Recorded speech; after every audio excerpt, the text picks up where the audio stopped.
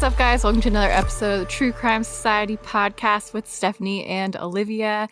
It is December 16th right now, which puts us at just about a week away from Christmas. When this comes out, it's going to be the day before Christmas Eve, I think.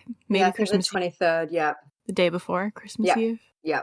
So we are in the thrill of it. Maybe you could tell I'm pretty tired. I feel like for some reason this time of year, everything is just so much busier and so much crazier. And like my job isn't a job that should be busier around Christmas, but for some reason it is, of course.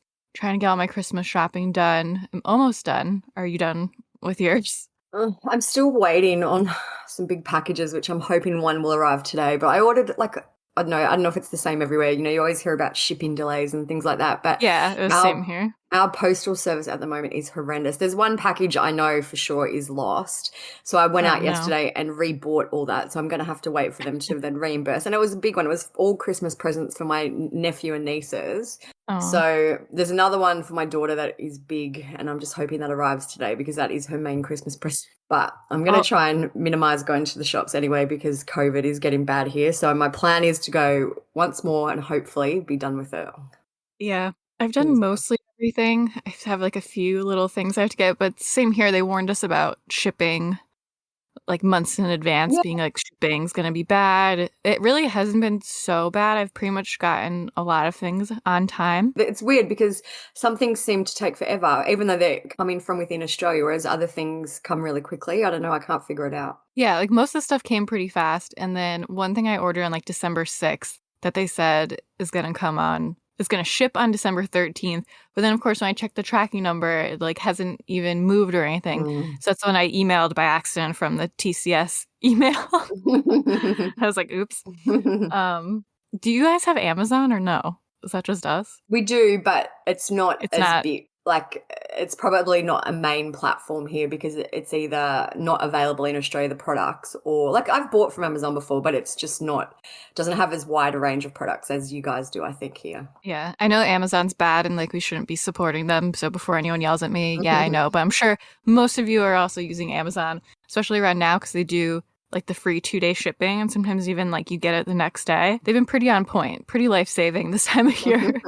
I feel bad for the drivers though, because they're like literally delivering stuff at 9 p.m. So I'm hoping at least they start their day later, but it's crazy, but life-saving. Yes. When this comes out, I hope that everyone is excited for Santa to come in a day or two, depending where you live. And I hope that you're on the nice list and get lots of nice presents. Unless you want to be on the naughty list.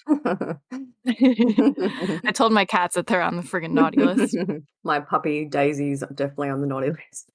Do you get them presents? Oh, I haven't. I probably should get them something, but we're lame and we always have like little stockings for our cats, and we tell them that Santa's coming to bring them gifts if they're good, and we put them in the stockings and then we let them like open them, and they do get excited, but we're so stupid because we're like because I don't have kids obviously, but I'm like taking pictures of my cats with their presents.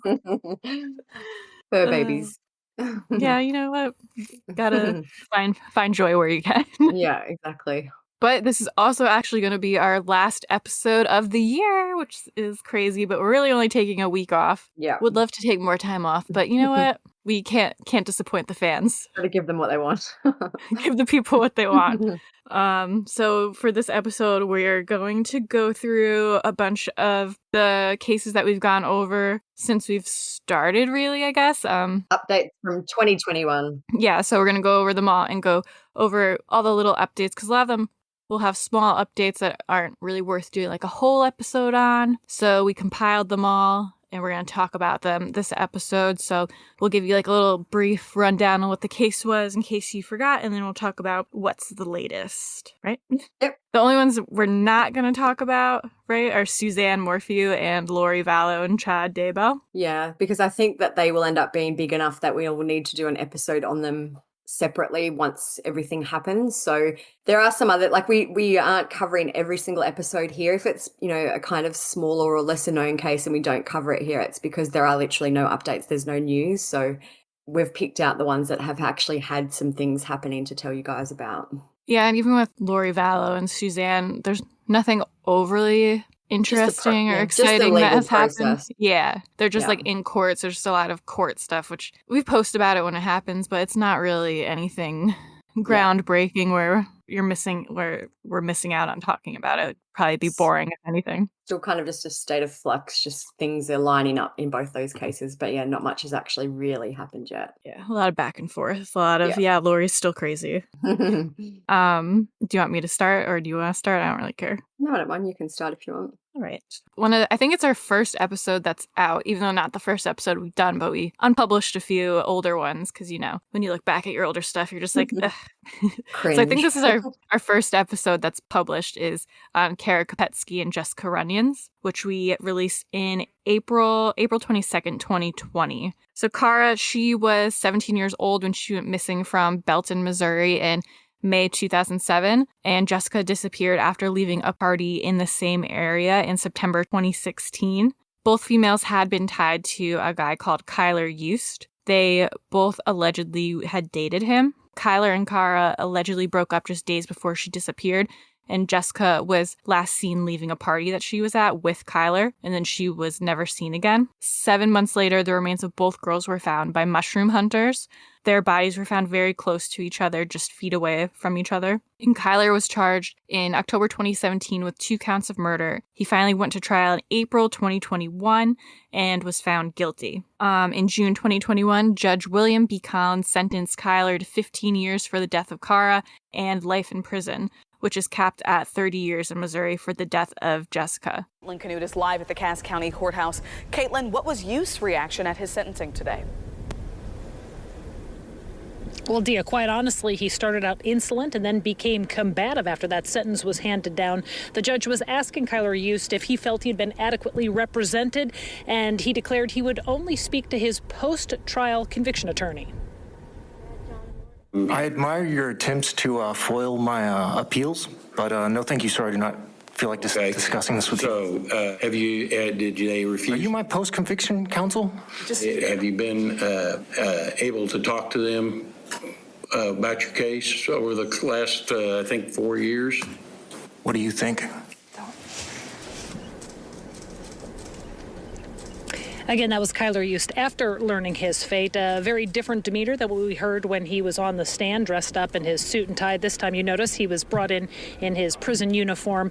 So again, just to recap, that's 15 years, the maximum in the death of Kara Kopetsky. It's life in prison in the death of Jessica Runions. But again, because that's second-degree murder in the state of Missouri, that is capped at 30 years. So he's looking at a combined total of 45 years behind bars, eligible for parole at about 85% of that sentencing. The judge did not specify whether Kylr Yust would get any time credit for time served.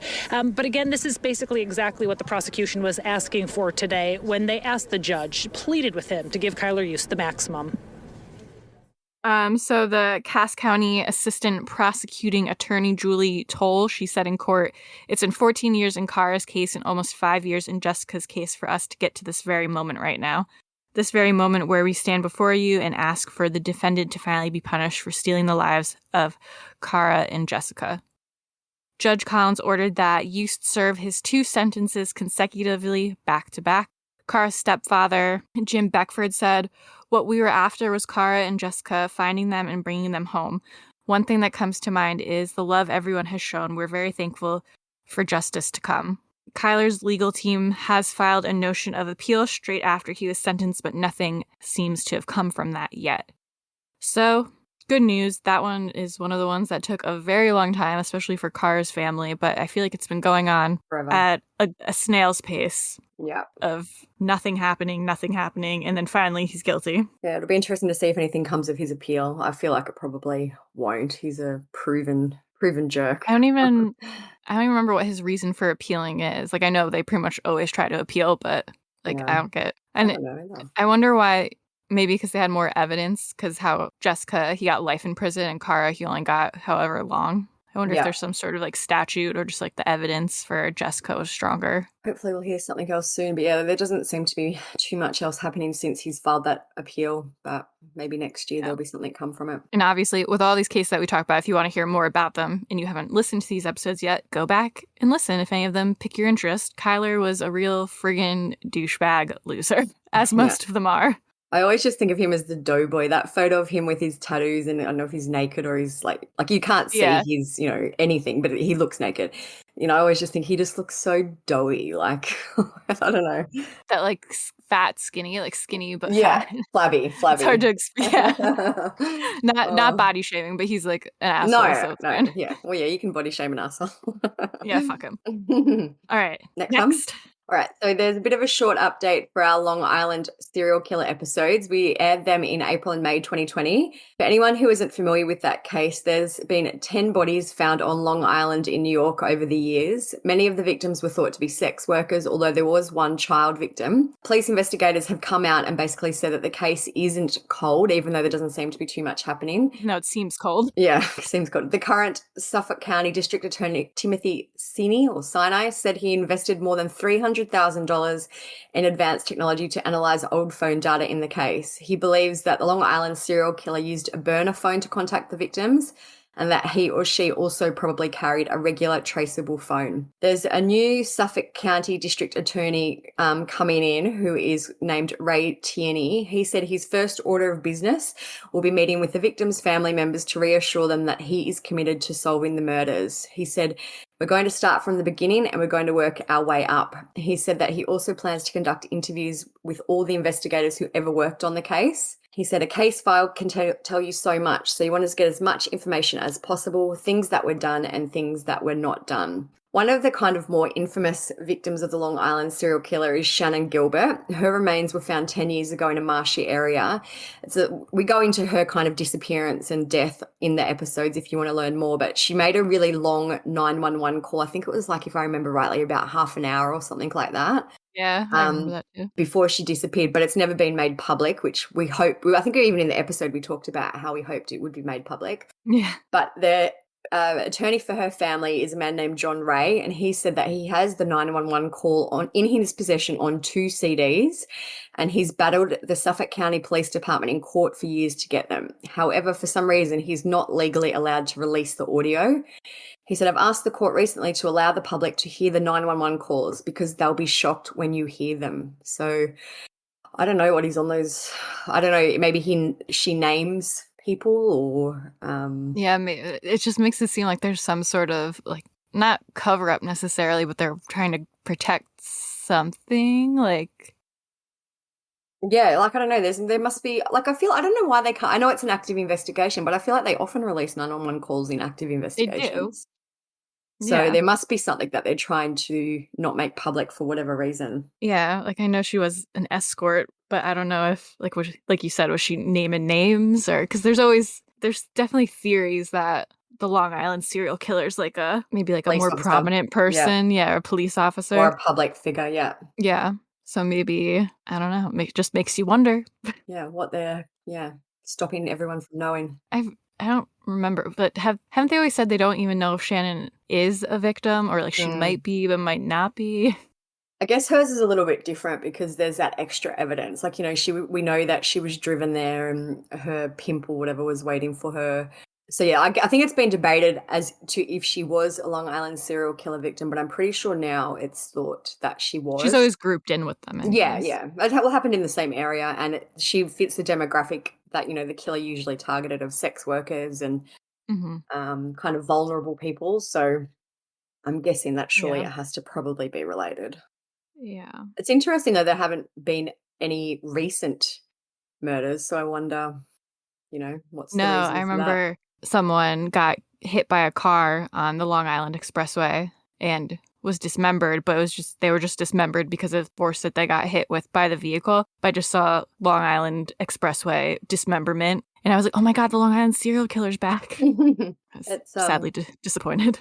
You think it'd have to be something like they're in jail, they're dead. Like someone who's killed 10 people probably wouldn't be likely to stop. I guess they could just be old and not able to do it anymore as well as that could be an option. But it could be dead because I remember even when we did the episode, a lot of the people who people have theorized about it could be like that doctor and things like that. They were all kind of older at the time this happened anyways. Yeah. So anyway, maybe hopefully the new district attorney might get things going again. Fingers crossed. Yeah, sounds determined. Be nice to get solved. Next, we're going to do one of our favorites, Mm-hmm. Honey and Barry Sherman. Very mysterious. Barry and Honey Sherman were one of the world's wealthiest couples, worth $3.2 billion, thanks to their pharmaceutical empire. We started Apotex in 1974, almost 40 years ago. Known for giving tens of millions of dollars to charitable causes. But this morning, a community in shock after a real estate agent preparing for an open house reportedly found the pair hanging from a railing near this indoor pool, inside their more than $5 million Toronto home. The house had recently gone on the market. Police say the cause of death was ligature neck compression.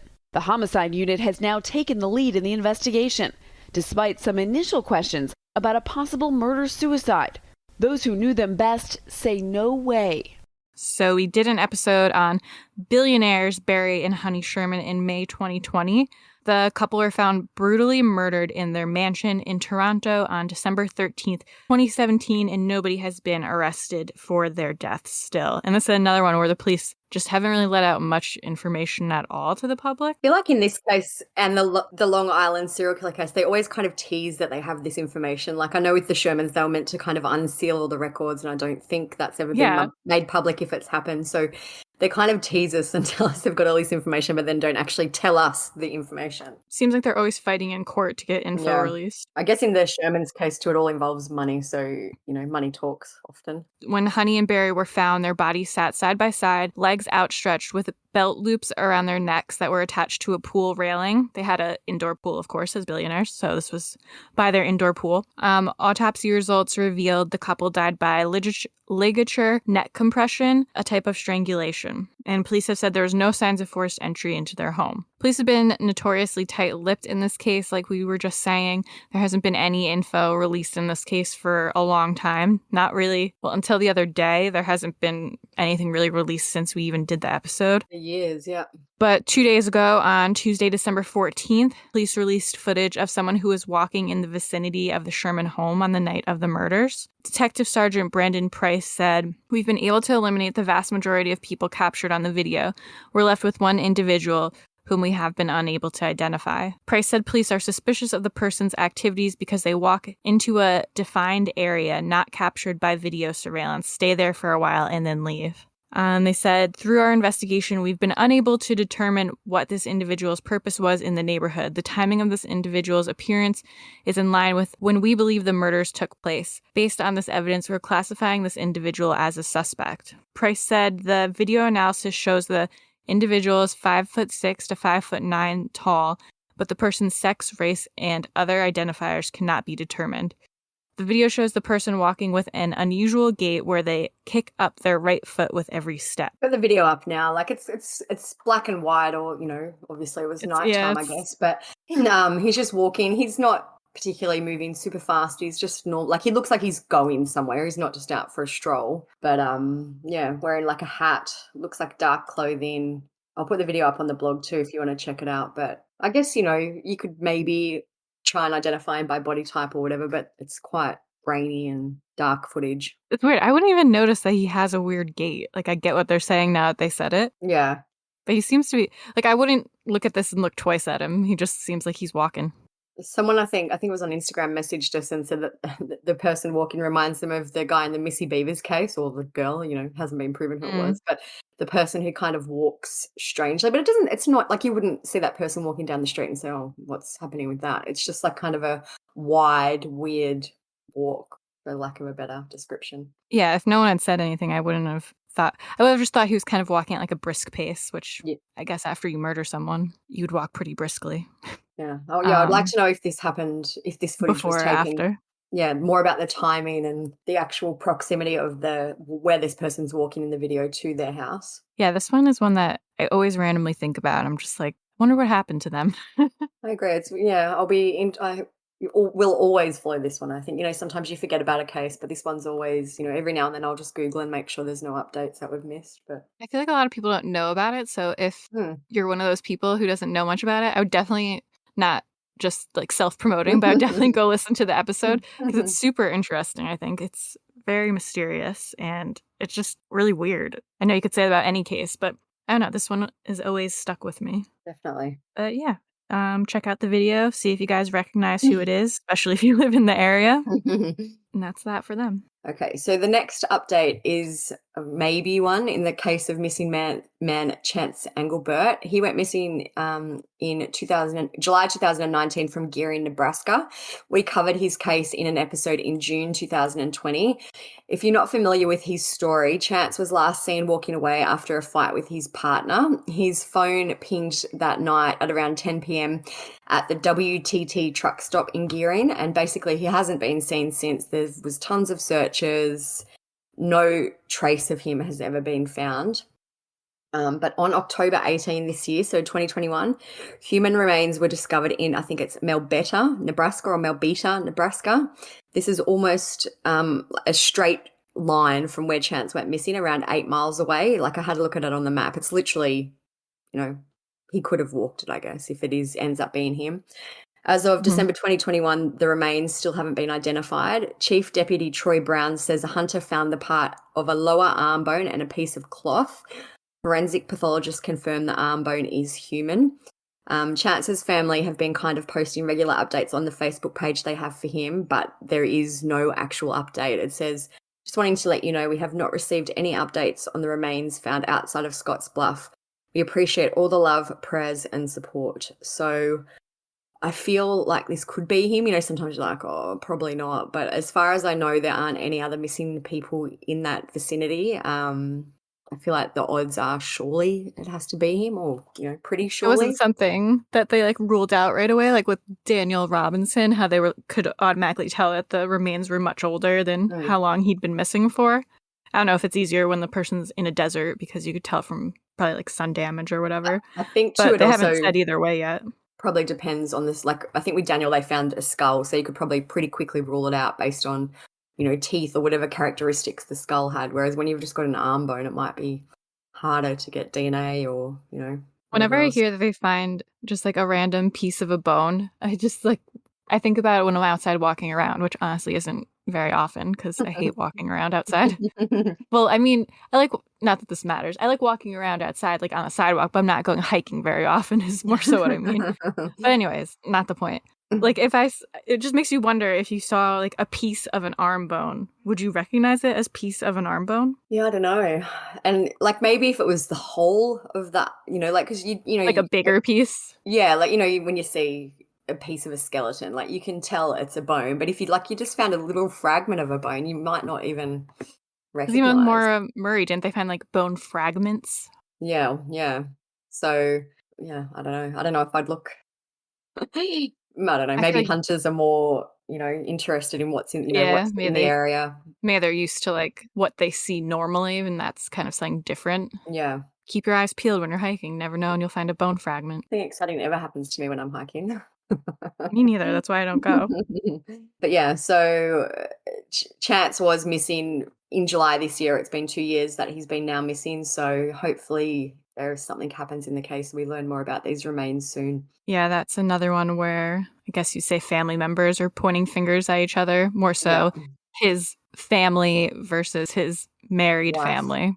Yeah, his wife's family. When we did Chance's episode, we combined his with Tyler Davis. So if you do have listened and you remember, there aren't any updates in Tyler's case. He's still missing. No articles, nothing. So yeah, that's another one I always randomly think of. Yeah, me too, actually, with him. He's another one that is very, not necessarily smiley face killer episode people vibes, but just in the sense that he was out drinking, walked off, never seen again. All right, next is Totes. I think we all, for the most part, maybe I shouldn't assume, but most of us know of the Todt family. Tony Todt murdered his whole family. On July 23rd, 2020, we did an episode on the Todt family murders.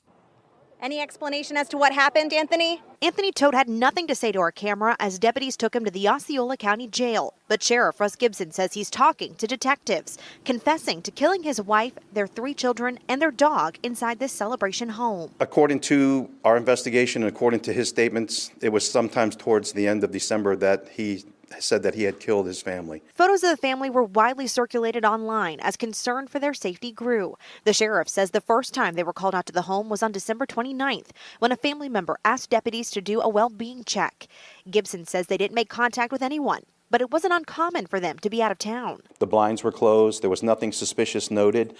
They checked with some neighbors. They didn't get anything suspicious from them. Then on January 9th, federal agents with the Department of Health and Human Services asked for the sheriff's office help to serve an arrest warrant for Anthony Todt, accused of healthcare fraud. They tried finding him over the weekend, finally taking him into custody on Monday. And that's when deputies found the victims. The sheriff says they were likely dead when deputies stopped by the home last month. He wouldn't say how they were killed or share a possible motive, but he's calling this a tragedy. This is despicable and cannot be tolerated anywhere in the United States of America. Megan and Tony Todt lived with their kids, Alec, Tyler, and Zoe, in picturesque Celebration, Florida. To an outsider, their lives seemed pretty perfect. That was the image that they wanted to portray. Underneath the surface, though, Tony was committing health insurance fraud to cover their astronomical debts. In December 2019, Tony allegedly snapped and murdered Megan, their kids, and even the family dog Breezy. He remained inside the house with the bodies for days and concocted a web of lies to try to cover his tracks. Tony's facing several counts of capital murder and 1 count of cruelty to animals. There's been a lot of back and forth this year prior to the start of his trial. A judge finally set the start date for the trial as January 24th, 2022. It's expected to run for 3 weeks. Lawyers will meet with the judge again for a status hearing on December 20th to make sure things are set to go to trial. Tony has previously blamed his wife Megan for the murders. Very classy of him. Very convenient now that she's dead and can't defend herself. I know. Now that you murdered her. The judge has ruled that Tony can appear in court without handcuffs or chains. The judge did ban the mention of Todt's last name as the German word for dead, but will allow the jury to see photos of the victims' bodies. So random. I know. I wonder who thought of that first. Was it the prosecution being like, oh, we got him with this one? Or was it the defense being like, let's just get ahead of it? And I don't know. Could you imagine them saying that in court though? Well, no, it just seems like such a random discussion point. As a jury member, would you be like, oh, wow. You definitely must have done it then. In that case. So, yeah, that's another one that's been slow moving, it seems, which I get. It's crazy. We've said this before, too. It's crazy how some seem to go to trial so fast and are over with so fast, and some take forever, which I know, some cases are bigger and more involved than other ones, but some just take so long, it seems. Some go quick. I always say that Chris Watts's trial seemed to happen quite quickly. I know it was still obviously a process, but it seemed to be over and done with a lot quicker than a lot of these other ones that drag on for years or even months. I guess also because he took a plea deal. Yeah. Which probably helps. Yeah, true. In terms of the photos that they mentioned that they're going to allow the jury to see, I think they're all up on the blog anyway, but I'll double check. But there's 383 crime scene photos that are made public. So I'm assuming there's probably more that the jury will see as well. So yeah, the ones that are out aren't of the bodies, but you can see blood and stuff in them. Yeah. All right, next is Evelyn. All right, so on September 16, 2020, we covered the really sad case of Evelyn Boswell. Evelyn was 15 months old when she died. She'd been reported missing by her grandfather in February 2020, but nobody had actually seen her since December 2019. Amy, Maggie Boswell says that her mother was the last person to be with Evelyn, and she took her to a campground in Virginia. She says if the TBI doesn't go there, she'll go herself, but the TBI says they did go search that campground, and they've come up with nothing at this time. Now, the TBI says they've received hundreds of tips on the investigation, but there's still no sign of Evelyn Boswell. The Sullivan County Sheriff Jeff Cassidy said in a press conference he thinks Evelyn is still alive. He also said some of the information from Maggie isn't adding up. Maggie said she had someone whom she trusted watch Evelyn while she was at work. She said she didn't call police after the person disappeared. Meanwhile, Evelyn's grandmother, Angela Boswell, and another person were arrested in connection to Evelyn's disappearance in North Carolina.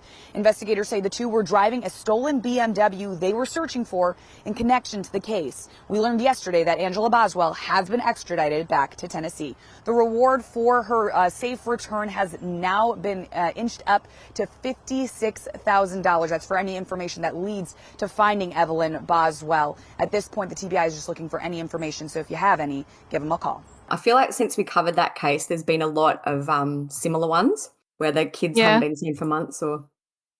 Yeah, I can't decide if it's happening more frequently or you just hear about it more that we focus on crimes more, I guess. But it always makes me wonder about if the pandemic or just quarantine and being in lockdown ever like feeds into it. Yeah, true. A month after she was reported missing, her little body was found in a shed on the family member's property. There were diapers, clothes, and toys found at the site, which I know some people have kind of speculated that she was left to kind of die in the shed and was abandoned, or maybe had been living in the shed. We still don't know, but it sounds like she had a very sad end. Evelyn's mother, Megan Boswell, was eventually charged with 2 counts of felony murder plus 17 other charges in relation to Evelyn's case.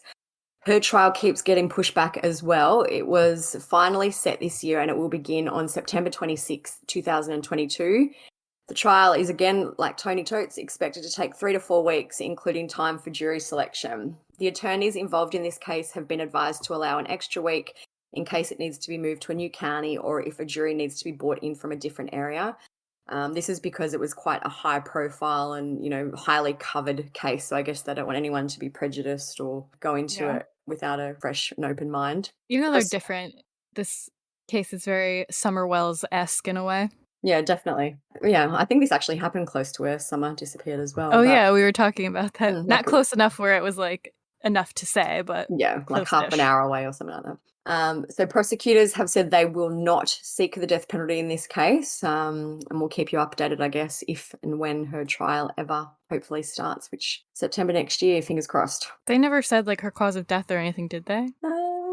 I can't remember. Think so. I feel like they didn't release it on purpose. Yeah, I feel like it's going to be part of the... I feel like they didn't really release any information after she was found. Well, they've said that like Megan has been charged with aggravated child abuse and child neglect and things like that. So it leads you to believe it was probably a violent death. Yeah. So, but no, they've never actually said, if she was strangled or whatever, however she died. That might come up in the trial. Gotta wait like another year, basically. Story of our lives at the moment. I know everything keeps getting pushed back. First it was the pandemic and now it's just like still the pandemic, I guess, and just too many cases now. Yeah. So that brings us to our next one, which is going to be about Alexis Sharkey, which we've briefly talked about some updates with. On February 11th of this year, we did an episode on her and Jason Landry. We're also going to talk about Jason. Alexis, if you don't remember, she was a social media influencer who was found dead on the side of the road in Houston in November 2020. The medical examiner did reveal a few months after her death that she died from strangulation and that her death was considered a homicide. Nobody was ever named as an official suspect in her case, but immediately many people suspected her creepy husband, Tom, might have been involved.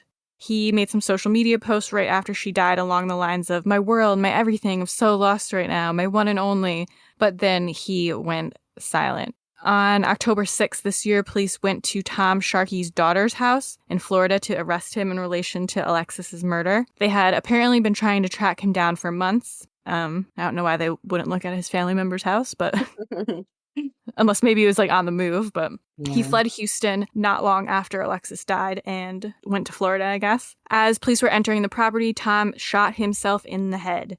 Law enforcement did a media briefing and said that Tom Sharkey was the only person with a motive in the murder case, believing the killing was the result of domestic violence. This was the first time that Tom had ever been publicly called a suspect. We tried to request Tom's autopsy report from the medical examiner, but haven't had any luck yet. Same with Alexis. Yeah, they wouldn't send us Alexis's to start because I guess it was an open investigation. But now I'm assuming now that the only suspect is dead, it's probably closed or would be almost closed if it's not yet. So might try and do that again. Yeah, fingers crossed. But yeah, that was another one where a lot of people were very invested in it because it just happened so fast. There's tons of information, tons of people were involved because she was an influencer to some capacity. So a lot of people followed her, a lot of people knew of her, and everyone was suspicious of Tom because all of the friends were coming out saying that Alexis has told him that he abused her in the past. And then it was just silence for months and months and months. Yeah. And it came to a big end.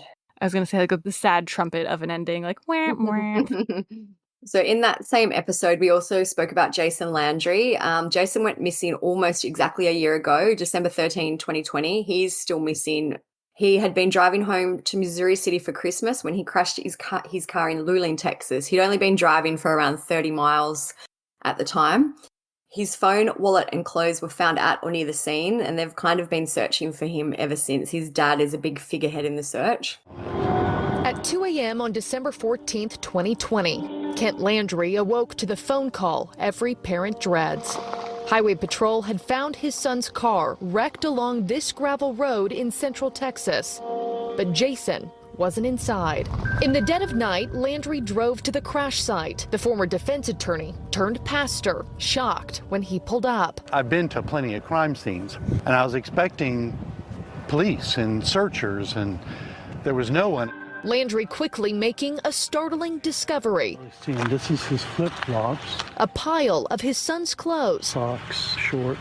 Some bloody, strewn across the road. And I could tell that it was Jason's clothes because Jason wears crazy socks, bright yellow SpongeBob, and I knew those socks and I recognized his clothes. But with temperatures near freezing that night, clothes would have been a lifeline. 3 thoughts flooded the father's mind. Why on earth was his son on this road, so far off the main highway? Where was Jason now, and why was no one looking for him? You cry when you think of your child walking down this stupid dirt road in the middle of nowhere. I wish I'd never heard of Salt Flat Road. In October this year, investigators put all of the drone imaging they had in relation to this case through a computer program that tracked hundreds of anomalies. The drone program analyzes those images and looks for color variations, which I actually find this quite fascinating. But so what they've done, it's very high tech. And basically they've, indicated where color spots may be bone fragments, which I can't even believe they can pinpoint that. We're talking about how I can't even find a bone fragment like walking around, but this drone's going to find them. The Caldwell County Sheriff's Office investigator Jeff Ferry has said that they're going to investigate, these bones. We're going to go back and determine if these are human remains or critters. And through the whole kind of drone process, they've now found 86 points of interest to investigate, which is crazy. Jason's family have also hired a private investigator, and I'm not sure of the reasoning, but that investigator believes that Jason may not have been alone on the night he disappeared. His family wrote on a change.org petition about that. It said, the private investigative team hired by Jason's parents has uncovered circumstantial evidence that Jason was not alone at the time of his disappearance. The PI team strongly believes that a geofence warrant will enable them to locate a suspect or suspects as well as additional witnesses. But they are, I think the reason for the petition is that the Caldwell County Sheriff's Office and the Caldwell County District Attorney's Office won't agree to the warrant application. The family want to know which cell phones were active in the area at the time. I guess, they can kind of rule out who was around and why they were there. So they're asking people to sign the petition to, help them get that information. Yeah, so it's like this still sounds like there's a lot of traction in that case. There was a lot of media coverage for the 1-year anniversary. Maybe something will come from the bone fragments and this new kind of push to get new information. It is like only recently is I've seen that suggestion that he wasn't alone. I don't know why they think that. I'd like to know more. What the circumstantial evidence is. Brings us to, we covered the cases of Alan White and Jake Cefolia, the missing executives, 2 separate missing executives. We did their episode on March 11th, 2021. Both men were missing from different states. Alan was last seen in Dallas, Texas, and Jake went missing in Illinois. We did an update earlier this year on how Alan's remains were found not far from where his loaner Porsche had been found. There's been no real information released about his death, but his family believe that he was murdered. His brother Tim spoke to the media on October 22nd, which marked the 1-year anniversary of his disappearance. He said, I'm just hoping today, with it being the 1-year anniversary, someone will finally step up and say, hey, I saw this happen, or I have some evidence, or I have some information that maybe they can pass on to DPD and maybe they can run with it. His brother also said, we really want to know what is the cause of his demise. Family's offering a $20,000 reward for information that leads to an arrest. Crime Stoppers is offering $5,000 for information that leads to a conviction or arrest. So they've never said his death is a homicide or anything, but homicide is investigating it. But they've never said if it's one way or another. A lot when it's kind of an unexplained or an unknown cause of death as well. Yeah, they haven't released anything about, the condition his remains were found or about his actual cause of death. So, yeah, I don't know. I know there's someone on our site who says they have kind of inside information and this was definitely a homicide, but I am still of the opinion that it may not be. Yeah, I don't know. I won't be surprised either way, but I just feel like if it was a homicide, there would be much more public many more public appeals and more information from the police, because they've been quite close-lipped. It makes me think there's maybe not 100% proof it was a murder. I wonder if they're also trying to figure out if it is a murder or if it's not a murder, because it was a while since between him going missing and his remains being found. Yeah. I don't know. It's been very quiet since they found his remains. It definitely has. You want to do Jake? Yep. So there were some pretty huge updates, which I think we've touched on previously quickly in the Jake Cefolia case. Jake went missing in August 2020 and his remains were found hanging from a tree in October 2021. There were some rumours that Jake had been involved in a criminal investigation prior to his suicide, but we just kind of assumed it was related to his job. He had some high flying, I think he worked for United Airlines. He was kind of like an executive. Like a vice president of something. So I just assumed it would be something related to, I don't know, whatever, corporate fraud or something like that. But we were I was pretty wrong. This info comes from NBC Chicago. It said in December 2021, police released info stating that Jake had been under investigation for child pornography. A search warrant had been executed at his home the day before he disappeared. Police reports say that Cefolia had downloaded images and videos of female children aged 3 to 11 engaged in various acts of sexual conduct. The release of the report was in response to the NBC 5 Investigates Freedom of Information Act for all the documents in this investigation. He was never criminally charged, even though his home was searched. I'm guessing that was kind of the process that was happening when he disappeared. Police took his laptop, flash drives, iPad, PC, and 2 iPhones. And they say that basically they started to investigate him in July 2020 when they captured his IP address on a file-sharing network, offering child porn files for download. When questioned by officers, he denied downloading any of it. So when they found him, they say that he was suspended from a tree by 2 belts, and that a mostly empty bottle of rum and a backpack were nearby. Inside the backpack was a note addressed to his 2 teenage children saying he was sorry and embarrassed to take the easy way out. I feel for them. That must be a horrible, imagine, bad enough losing your dad, but then finding out the circumstances of what he allegedly did before he died. That'd be horrible for them. Yeah, I feel bad for the kids. They're pretty young too, I think, right? Yeah, I feel like they're early teenagers, 13 or, Yeah, 12. They're not 18 or 19 or 20. So yeah. It would be a hard thing to deal with. Yeah, definitely sad.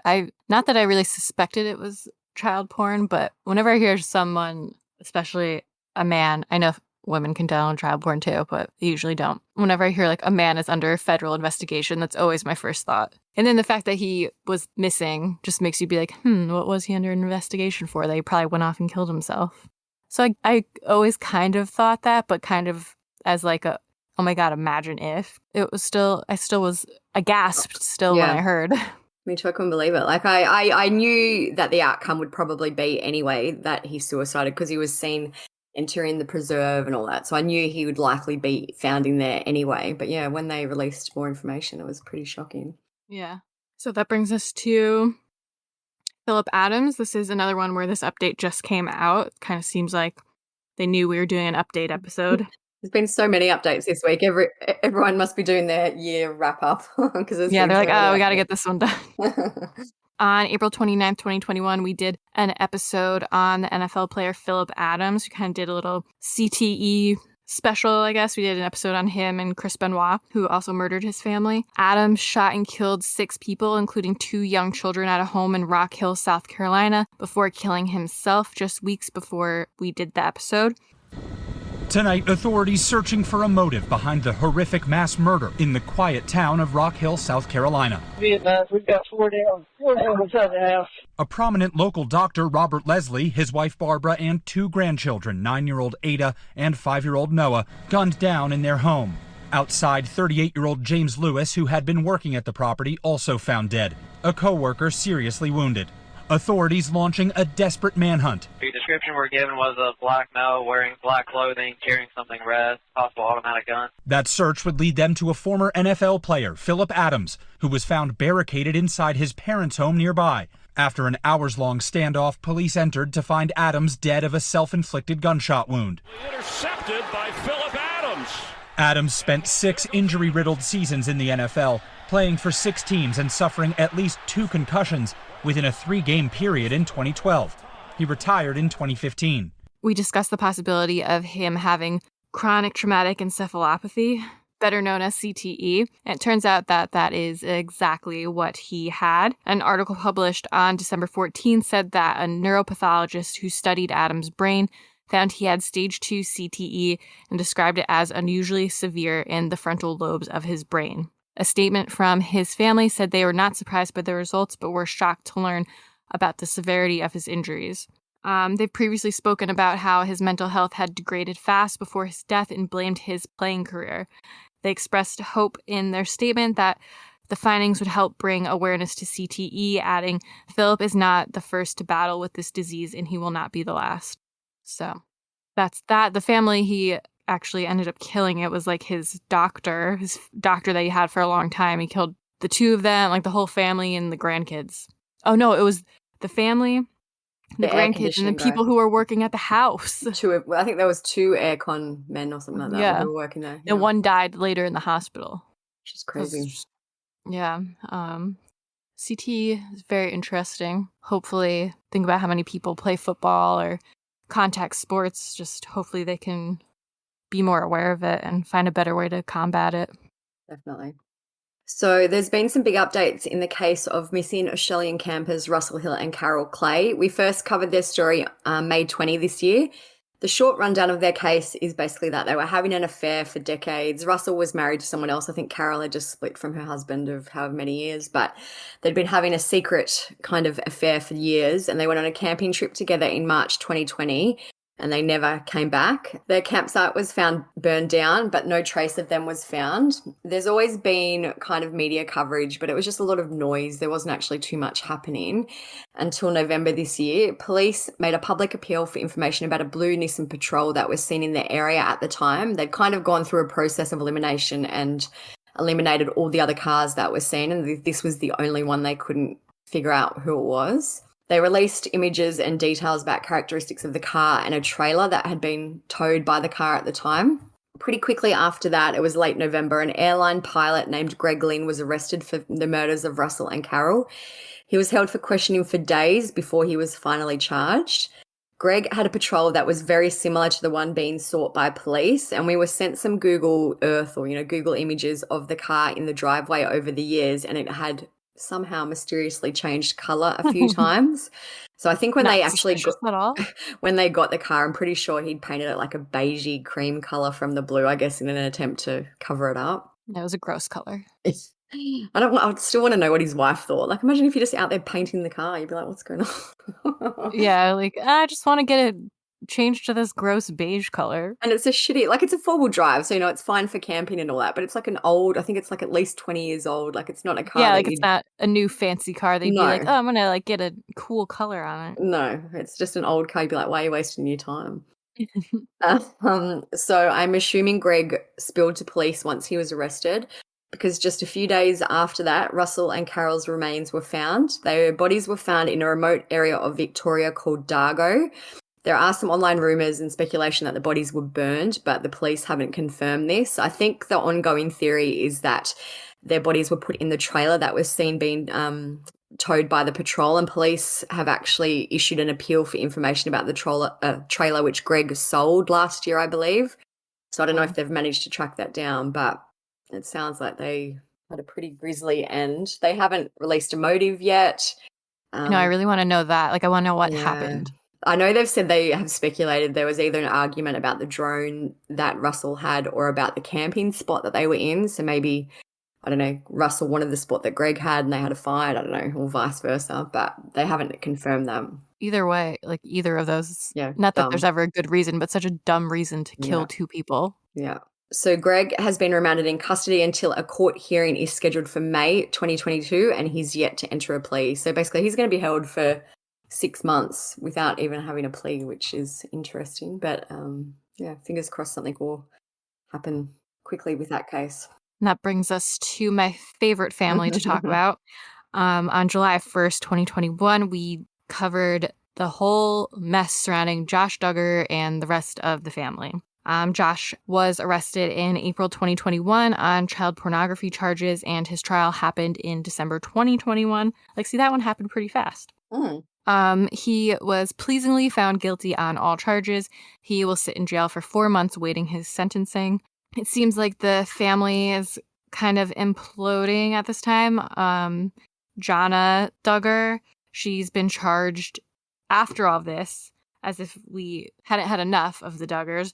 Jana Duggar swoops in and has been charged in Arkansas with a misdemeanor count of endangering the welfare of a child. So, of course, everyone lost their minds. Like, as soon as Josh Duggar's trial is over, there's another issue on the way.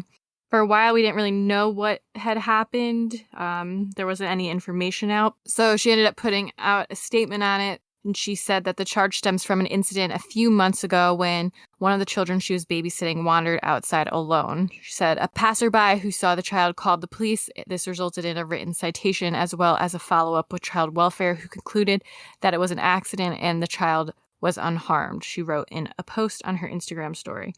She said the child was safe and the child welfare recognized that it was a case of a child slipping out of the house when you turn your back for a moment. It all happened so quickly and was scary. I'm grateful for law enforcement and those who protect and serve our community. I was certainly never arrested like some may have implied.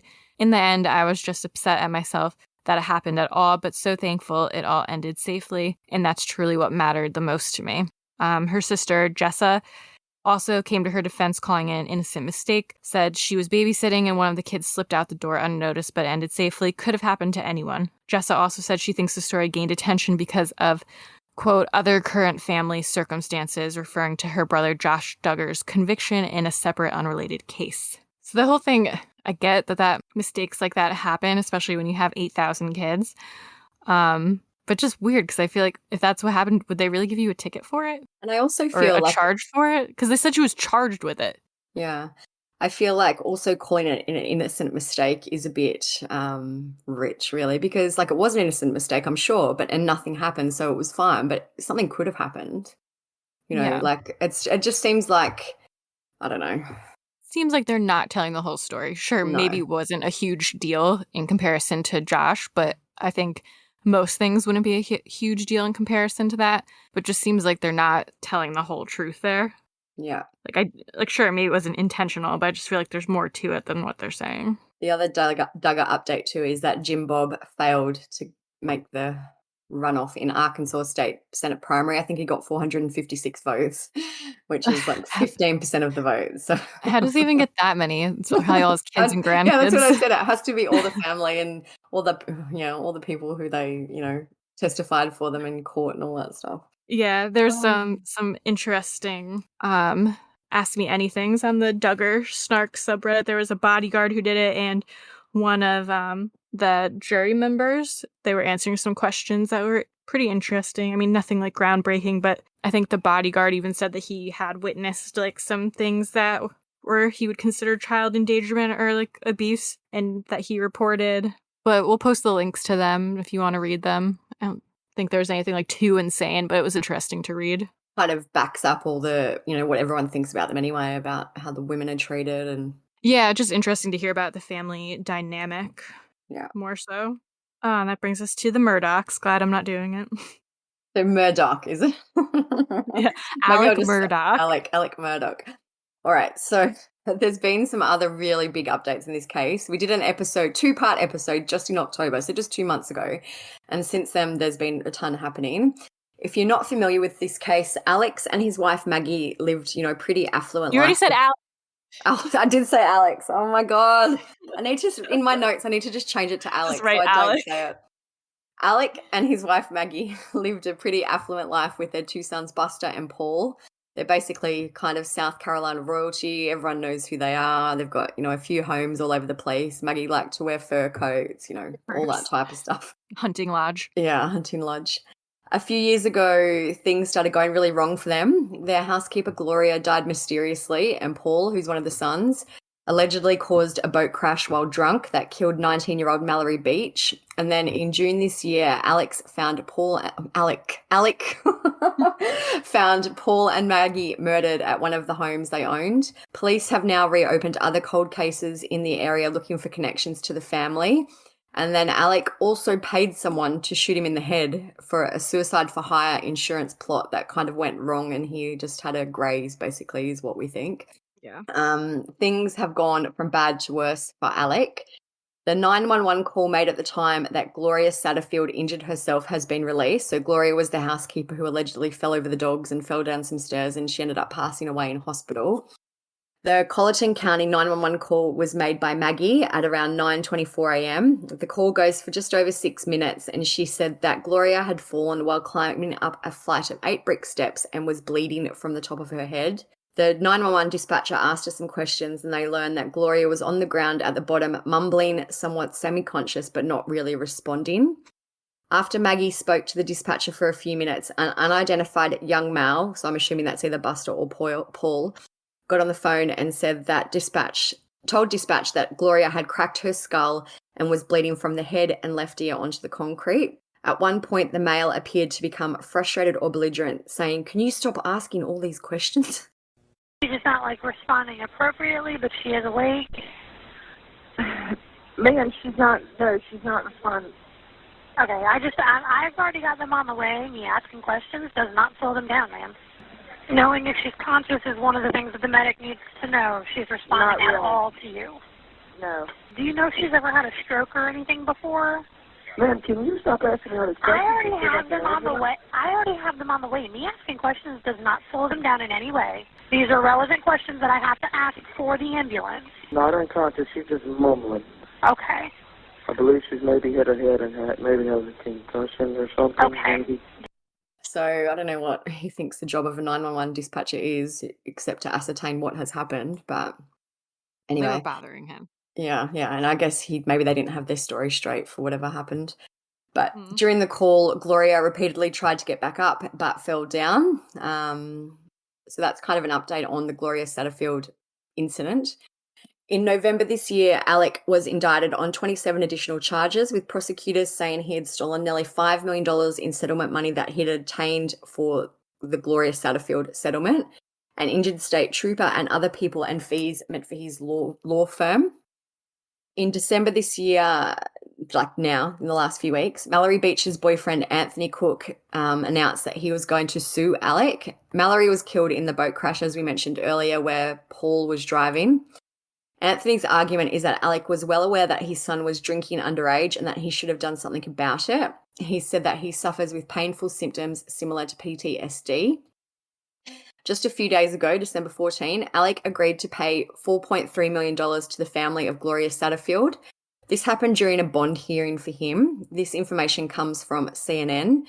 So it talks about what kind of happened in the bond hearing. It said he then read from a brief apology statement from Murdoch to the Satterfield family for his financial transgressions committed in connection with the wrongful death settlement funds recovered in connection. It's a lot of words, but basically he's apologising for what he did to Gloria Satterfield's family. Stealing all their money. Stealing all their money.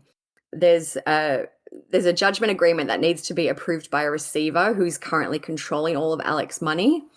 There's a $7 million bond that's been assigned to him, and if he can post it, he will be placed on house arrest with GPS monitoring, will not be allowed any contact with witnesses or co-defendants, and will have to receive mental health and substance abuse counselling.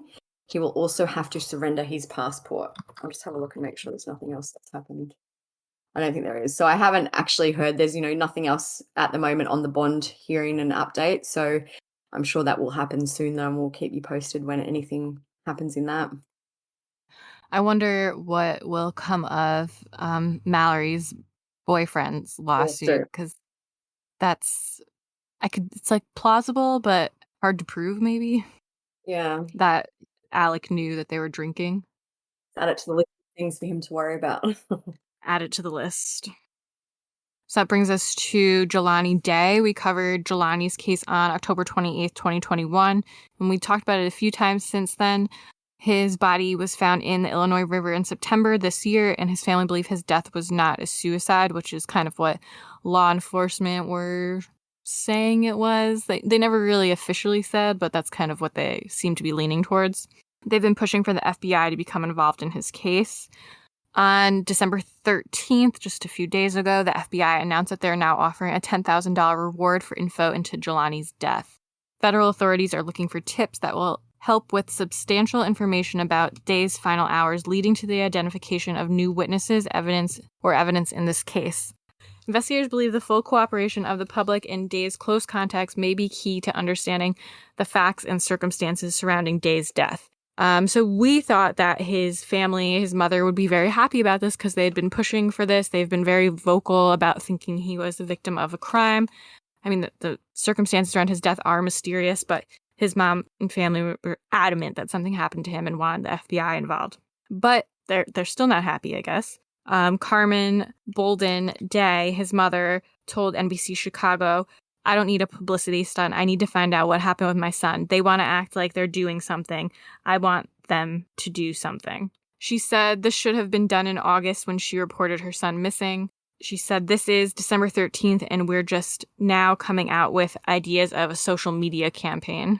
And that's it. So I guess she is still annoyed. I mean, either way, hopefully they can find some more information about his death that will give the family some more closure, whether it was a homicide or there was foul play involved, or it was a simple accident, or it was on purpose suicide. Hopefully we can get some more definitive answers. It does seem like there's a lot of, I know there's not actually a lot happening in his case publicly, but every week there's new articles coming out about his death. So at least it's staying in the spotlight, and hopefully something will come of that.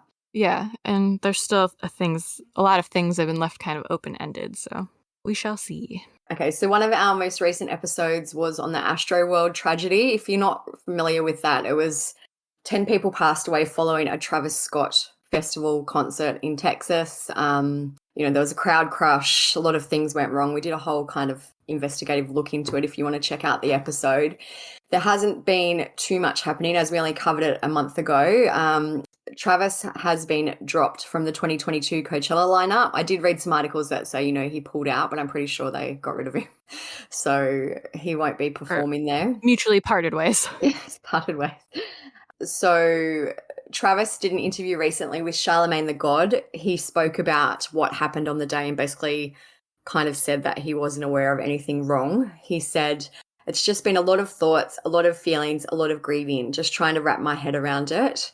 During the interview, he told them that he wasn't amiss until a news conference was called after his set.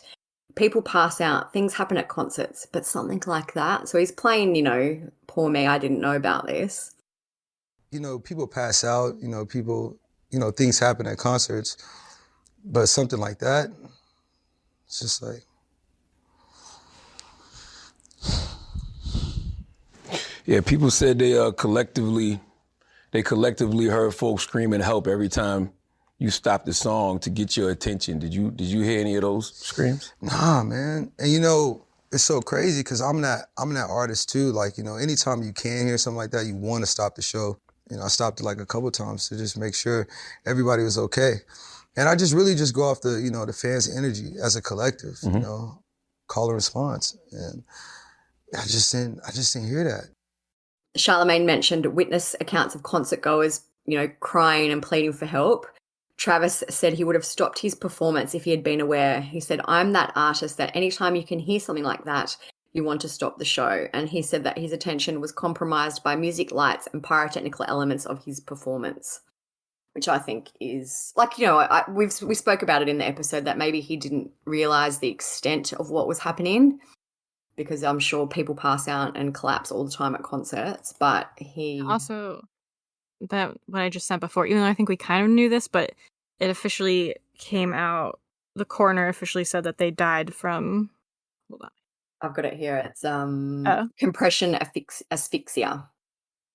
So basically they were crushed to death. There was one guy, Mirza Danish Bagan, he did have cocaine, methamphetamine and ethanol, but all the others were just his cause of death was still crushed, but he did have those kind of additional things. Added The factors. the others were all just compression asphyxia. Crushed. Yeah. Yeah, but sorry, I didn't mean to cut you off with what you were No. saying. But yeah, my thoughts are like we said it in the episode. I still feel like I don't think that he knew what was going on to an extent, because I do feel like he would have stopped the show, because obviously that would just affect him negatively. Like, you know, people dying at his show, why wouldn't he want to try to help them? Maybe that's me just like thinking that there's good in people, which maybe there isn't. But I do think he's still to blame for the environment of chaos that he created, and never really thinking of the consequences of that over the many years that he's performed. I guess too, like one thing that he said during the interview, he said, "I'm the face of the festival, I'm the artist. So the media wants to put it on me, but at the end of the day, I don't think it's more so about that. It's more stepping up to figure out what the problem is, and I could take that.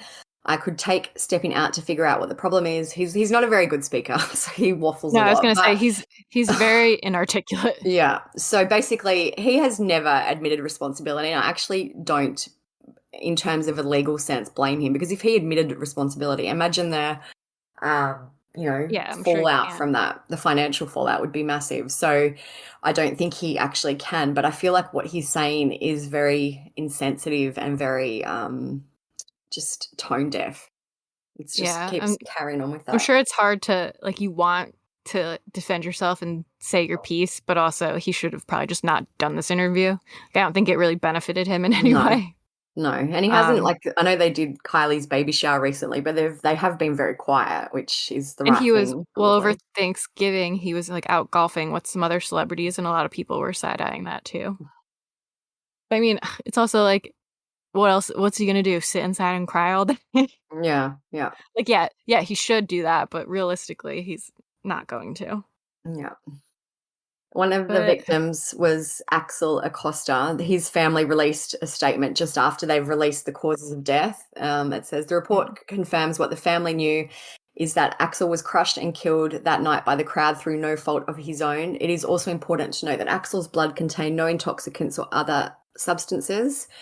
Now we have received the official results. I want to say to our police chief, shame on you for perpetuating and giving credence to the silly rumour that people were being injected at the concert. In doing so, you added more pain to an already unbearably painful situation for his family. Axel Acosta's family looks forward to now presenting their case in court in front of a jury in hopes that everyone is held legally responsible." You can tell that a lot of what these families are saying, and even what Travis is saying, is being fed to them by their lawyers, which is the right thing to do, but you can just tell.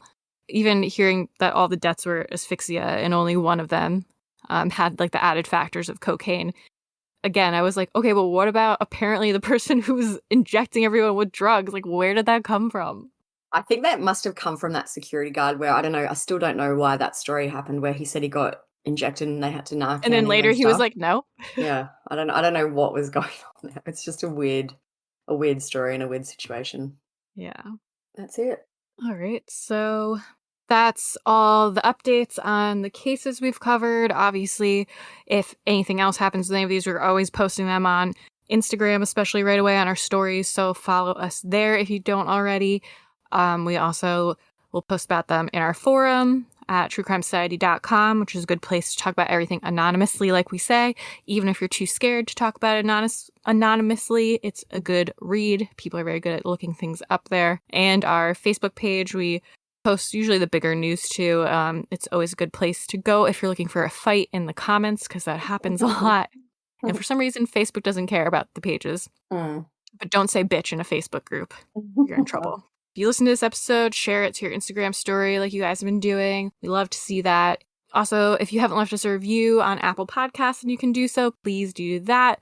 5 stars only, please. If you have any issues with us, just email them to us directly. Just yell right to us at truecrimesociety@gmail.com. And if you want to learn about any of the cases that we talked about in this episode, we have blogs on all of them. Just go to truecrimesocietyblog.com. And so we're just starting to plan our kind of episode schedule for next year. So if you have any cases that you'd like to see us cover, send them through, probably email so they don't get lost. We've got a few on the list that we're going to start working on, but we'd love to hear of any more. And the only real criteria is that there needs to be enough information for us to talk about. So as long as there is, we can work on pulling a list together for next year.